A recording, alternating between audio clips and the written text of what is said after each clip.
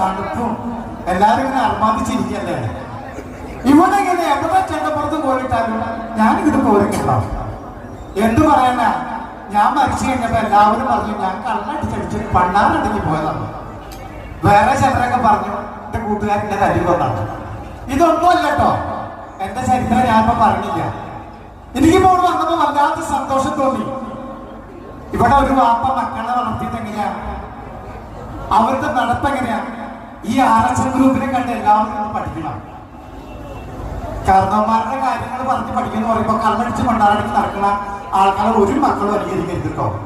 ഇതുപോലെ നല്ല കാര്യങ്ങൾ ചെയ്യുന്ന ഒരുപാട് കാരണവന്മാരുണ്ട്. ആ മക്കളുടെയൊക്കെ അനുഗ്രഹവും ഇതൊക്കെ ഉള്ളത് കൊണ്ടാണ് ഈ പരിപാടികളൊക്കെ ഇങ്ങനെ നല്ലോണം പോകുന്നത്. ഇവർക്ക് എല്ലാവിധ ആശംസകളും പറഞ്ഞുകൊണ്ട് അപ്പൊ എന്റെ പാർട്ടികൾ പറഞ്ഞ കുറെ ആൾക്കാരുണ്ട്. അപ്പൊ നമുക്ക് പഠിക്കല്ലേ. അപ്പൊ നമ്മുടെ പ്രശാന്തിന് ഈ കൂട്ടുകാർക്ക് ഒക്കെ കൂട്ടിക്കോട്ടി കഴിയണ്ടി